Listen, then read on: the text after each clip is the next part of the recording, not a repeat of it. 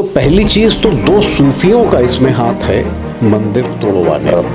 ये कहते हैं बाबर से कि देखो ये शैतान का किला है और अगर तुम ये कसम खाओ कि तुम इसे तोड़ के खत्म करा दोगे और यहाँ मस्जिद तामीर कराओगे तो हम इमीडिएट फ्यूचर ये देख रहे हैं कि तुम मेरी मूर्ति मत बनाओ, मूर्तियां गंदगी हैं, मूर्तियों को तोड़ दिया जाना चाहिए। तो बाबर ने इसी डिक्टेट का फॉलो किया और मंदिर और मूर्ति इत्यादि सब तोड़ दिया। तो राम जानकी मंदिर, रामलला का मंदिर जो बन रहा है और हनुमानगढ़ी, कनक भवन, इन चार के बीच आप घूमिए 17 मस्जिदें हैं, 8 मजारें हैं। तो हिंदू निकलता तो है हनुमानगढ़ी से और मजारों पे सलाम करने लगता है।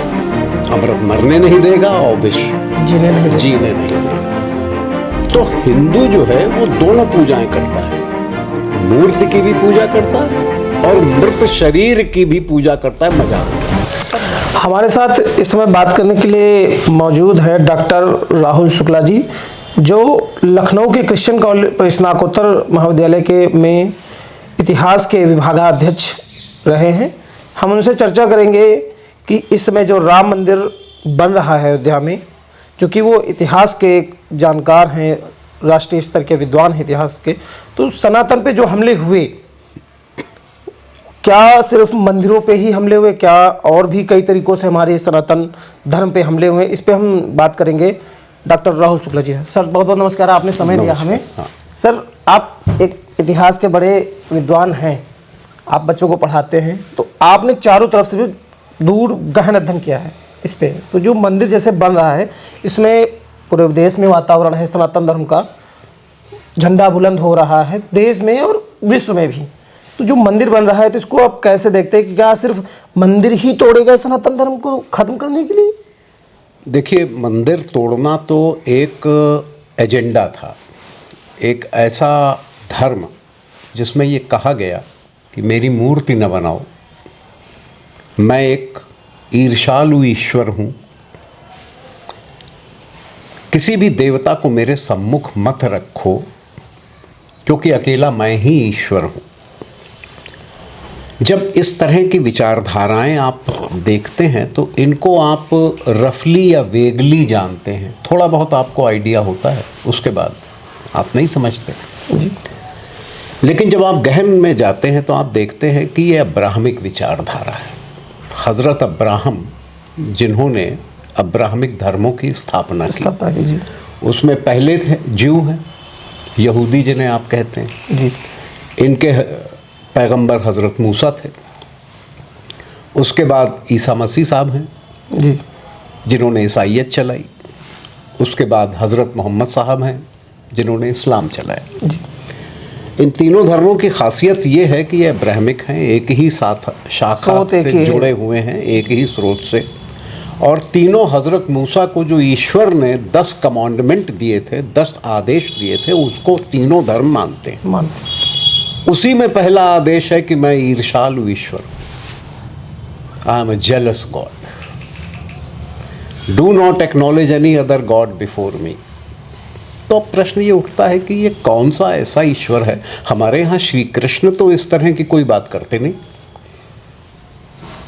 वो तो कोई देवता ऐसी बात नहीं करता, कोई बात नहीं करता, बल्कि श्री कृष्ण अपने विश्व रूप में सारे देवी देवताओं को समाहित कर लेते हैं और उसके बाद कहते हैं कि ये सब मेरा अंग है, मेरा अंश है, मुझसे ही उत्पन्न है और मुझ में ही समाहित है। तो ये कौन सा ब्राह्मिक गॉड है जो कहता है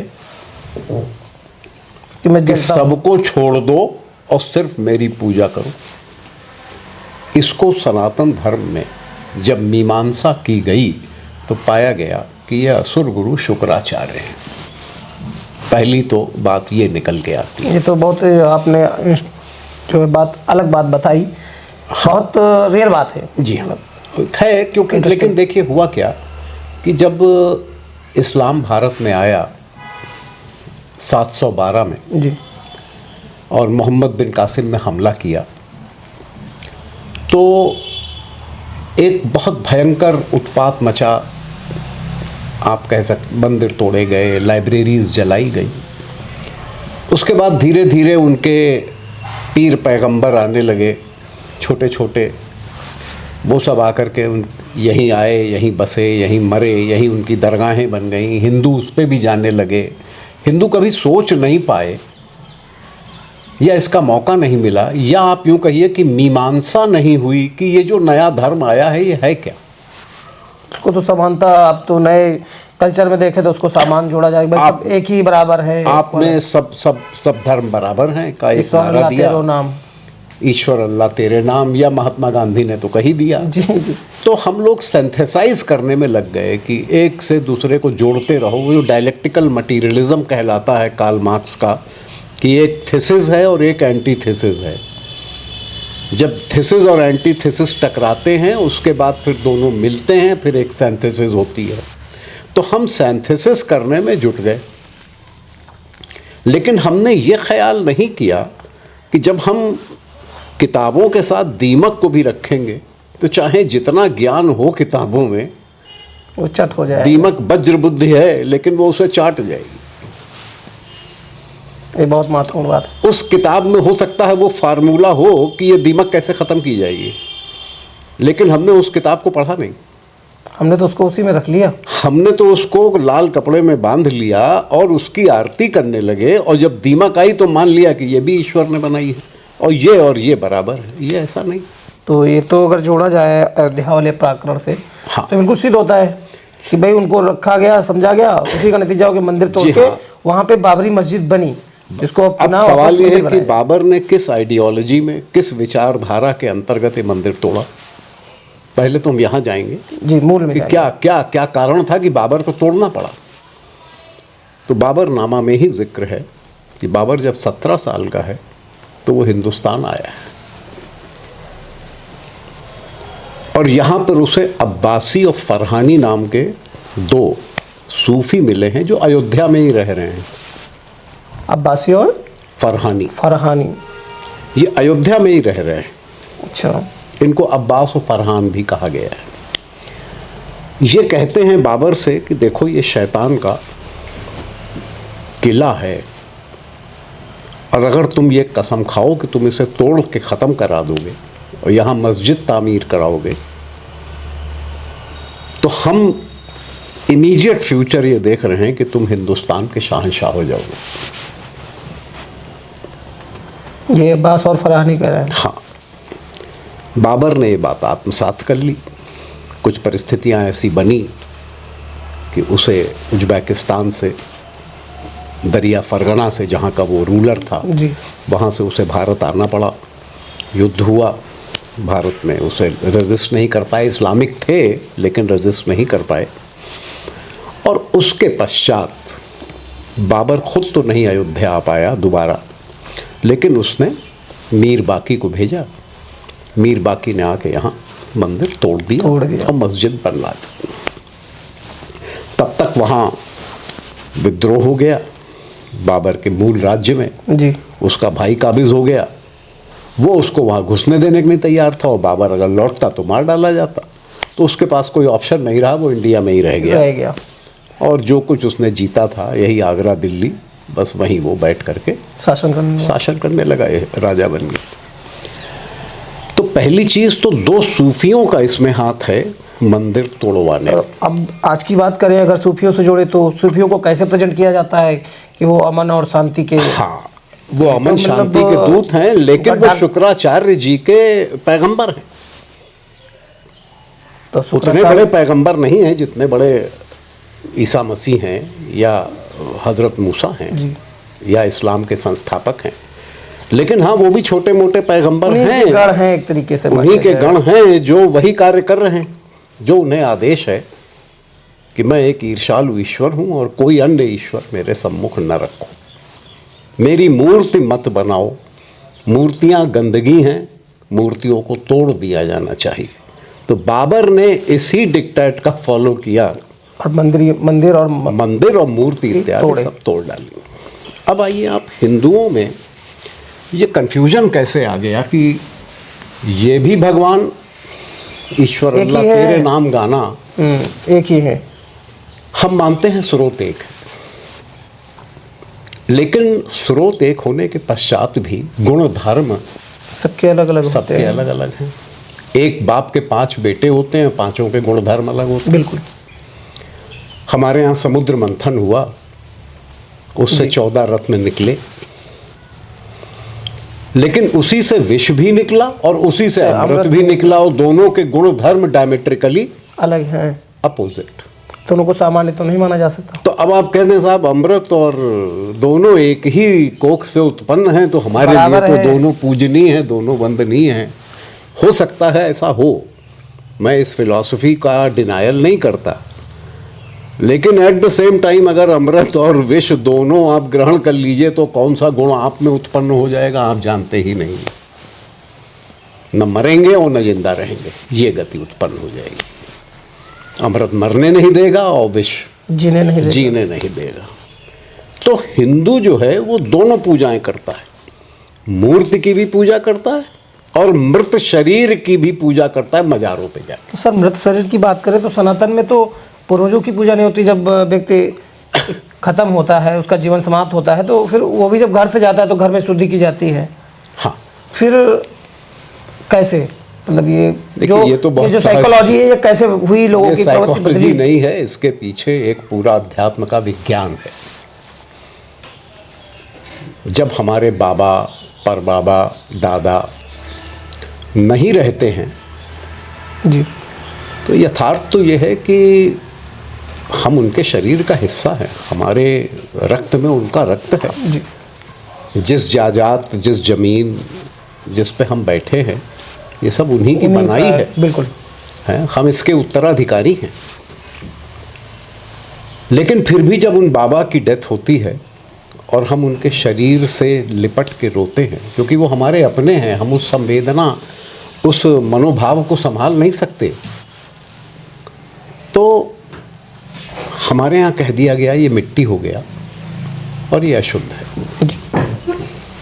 तो जब हम शमशान में अंतिम क्रिया करके उनकी लौटते हैं तो पूरा घर धोया जाता है, जी, शांति पाठ होता है, गरुड़ पुराण सुनाया जाता गरुड़ है, पुराण होता है, सर मुड़ाया जाता है, 10वां और 13वीं होती है, 13 दिन के बाद ही माना जाता है उसके कि बाद शुद्धि है। 13 दिन तक घर में खाना नहीं पकता है, बारी किसी लोग पड़ोसी नहीं। रिश्तेदार किसी के यहाँ से खाना आता जी, है। जी।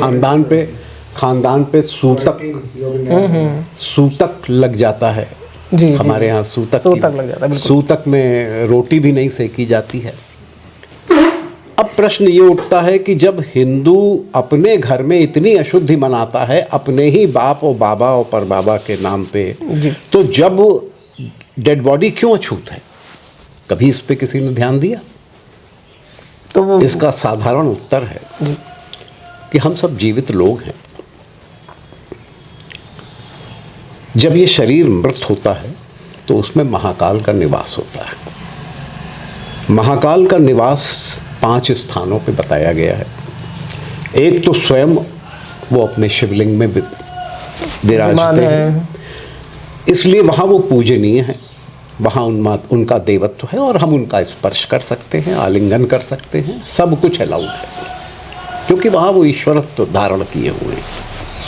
ईश्वरत्व उनका कभी खत्म नहीं होता, लेकिन जब उसका गुणधर्म उत्पन्न होता है तो वो 4 स्थानों पे रहते हैं, श्मशान में, कब्रिस्तान में, किसी असाध्य रोग में जिससे मृत्यु होने जा रही है, और मृत शरीर में। तो जिस मृत शरीर में महाकाल का निवास है जी। वो मृत्यु है, हम जीवित हैं, हम उससे चिपक के रोए हैं। यह अस्पर्श, एक तरीके से मतलब वो निगेटिव ऊर्जा है, वो नेगेटिव एनर्जी है। हम जीवित हैं, वो डेड है और हमारा ही अंश है, वो रक्त हमारा ही है, उसका ही रक्त हम हैं, लेकिन उसमें महाकाल निवसित हो गए हैं। तो हम महाकाल का आलिंगन नहीं कर सकते मृत तो सर शरीर। यहाँ पे एक ये भी सवाल उठता है कि मंदिर में तो हम कर सकते हैं, हाँ। बॉडी में अगर वो है हाँ, तो वो नहीं कर सकते हैं, तो ये भी तो एक सवाल है कि फिर वो 2 जगह का भेदभाव, वो एक गुण वाली जो बात आपने भेदभाव की। नहीं है बेटा। देखो, अगर अध्यात्म को समझोगे तो भेदभाव नहीं दिखाई देगा। आप अलाउड हैं, महाकाल मंदिर जाइए, भेदभाव क्या है?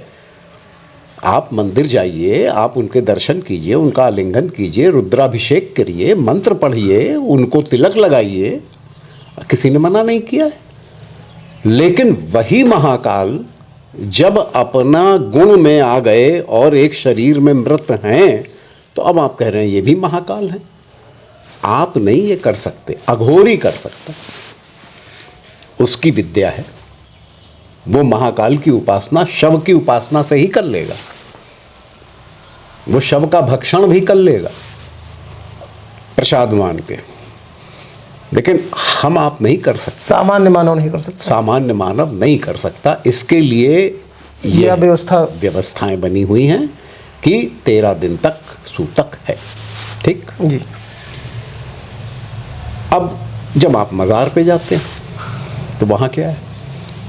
वहाँ तो एक लेटा हुआ ही है, वहाँ तो डेड बॉडी है ही है, स्वयं विराजमान है वो तो। और मज़ा ये है कि वो डेड बॉडी डिस्पोज भी नहीं हुई है। हमारे यहाँ तो अगर सनातन धर्म में किसी की मृत्यु होती है तो एक बार आपने अग्नि को समर्पित किया, मुट्ठी भर राख बची, वो भी नदी में, गंगा में बहा दी गई, तो शरीर ही नहीं बचा। उसके जितने तत्व थे, जितने अवयव थे, वो सब वापस चले गए, सब वापस चले गए अपने स्थान पे। क्षितिजल पावक गगन समीरा, कुछ नहीं बचा। लेकिन वहाँ अब्राहमिक फेथ में तो पूरी बॉडी बची हुई है। वो तो इंतजार कर रहे हैं अपनी कयामत की रात का। हाँ, और कहाँ रखी है? सिर्फ समाज ने तो मृत शरीर से मुक्ति पा ली, लेकिन क्या मृत शरीर वास्तविकता में समापन हो गया? नहीं, वो जमीन के 6 फीट नीचे गड़ा है। अब जो उसकी आत्मा है उस व्यक्ति की, जैसे सनातन में है कि अगर एक बार जल गया, राख नदी में बह गई, तो आत्मा मुक्त हो गई, क्योंकि उसका शरीर नहीं है। उसे मोह करने के लिए कोई शरीर मिला ही नहीं। अब वो स्वतंत्र है, वह अपने पूर्व पितृलोक में निवास कर सकती है, अपने कर्मानुसार पुनर्जन्म ले सकती है। It is free. लेकिन जो अब्राहमिक फेथ में जो शरीर गड़ा है, वो रूह उसी पे आसक्त है। ये मेरा शरीर था, जब मैं इस शरीर में थी तो रिजवान अहमद के नाम से जानी जाती थी। आज भी वही शरीर है, मैं वही, ऊर्जा वही रहती है। उसकी सारी ऊर्जा, उसकी सारी जो भावनाएं हैं, जो भी सरवाइव करता है, इंटेलिजेंस या आत्मा, वो रूह उसी में आसक्त रहती है। तो पहली चीज़ तो उसका पुनर्जन्म बाधित हो गया।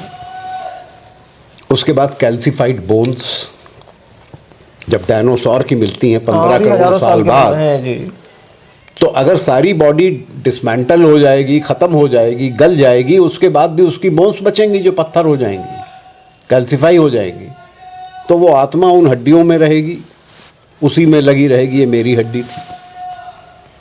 उसकी मुक्ति का साधन उपाय नहीं।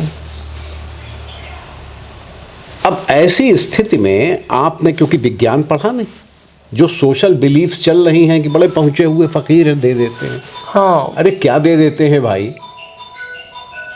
अगर खोदो तो फंगस है, बैक्टीरिया है, हाँ, गली हुई हड्डियां हैं, कई बीमारियां आपको लग जाएंगी। उसको आप उस मृत शरीर से मांग रहे हो जो अपने को न बचा पाया। वही जिंदा होता तो दे देता। हम कहते हैं हाँ, पहुंचे फकीर है, 2000 साल के हैं, ये खुद नहीं मरे तो ये किसी को मरने भी नहीं देंगे, ये जीवन दे देंगे। तो ऐसा तो कहीं, वो भी एक सामान्य इंसान ही था, वो भी एक सामान्य इंसान था, वो मर गया। हिंदू कभी इस वृत्ति से नहीं सोचता। तो सनातन पे इस तरीके से कई तरीके से हमले, हाँ, कल्चर पे भी हमले हुए, कल्चर पे हमले हुए, कब्र पूजा हमारे यहाँ आ गई। अरे आज आप अयोध्या जाइए तो राम जानकी मंदिर, राम लला का मंदिर जो बन रहा है जी, और हनुमानगढ़ी, कनक भवन, इन 4 के बीच आप घूमिए, 17 मस्जिदें हैं, 8 मज़ारें हैं। तो हिंदू निकलता तो है हनुमानगढ़ी से और मज़ारों पे सलाम करने लगता है, तो भटक गया फिर पथ से। तो वो भटक ही गया। वो बनाया ही सिस्टम ऐसा गया है, ईश्वर अल्लाह तेरे नाम के बिना अल्लाह ईश्वर मिलेगा नहीं, तो इन्हीं के लगे रहो। और वो आगे जाने देंगे नहीं। अब वो आगे जाने, वो 5वें क्लास में आपको भर्ती कर लेंगे और ज़िंदगी भर 5वें में पढ़िए, एमए करना तो भूल जाइए। एमए के आप स्टूडेंट हैं, आप रामलला के दर्शन करके आए हैं, पीएचडी करने की गुंजाइश बन रही है, लेकिन फिर आप 5वें में पहुंच गए, फिर दूसरे दर्जे में पहुंच गए, मजार। तो ये हिंदू नहीं सोचता कि जो हमारे बाबा अशुद्ध थे और हमने 13 दिन अपनी शुद्धि करी, जिनका ब्लड हमारे में है, जिनका ब्लड हम में है, और ये हम कहाँ आ गए, जो मुर्दा गड़ा हुआ है हम इसको पूज रहे हैं। कभी इतना ही सोच लो, क्या यहां से हम शुद्ध होके जाएंगे? यहां से भी हम अशुद्ध होके निकलेंगे, और उसके बाद हम मंदिर भी जा रहे हैं और रास्ते में ये गड़ा। तो क्योंकि वही मैंने जो कहा ना आपसे, मीमांसा नहीं हुई कभी इस्लाम की। अगर एक बार मीमांसा कर ली जाती, गहन विचार कर लिया जाता विद्वज्जनों के द्वारा, और ये लेफ्टिस्ट थॉट खत्म होता जो गांधी जी ने दे दिया, ईश्वर अल्लाह तेरे नाम, तो शायद उत्तर सामने था। लेकिन न कोई पढ़ता है, न सुनना चाहता है।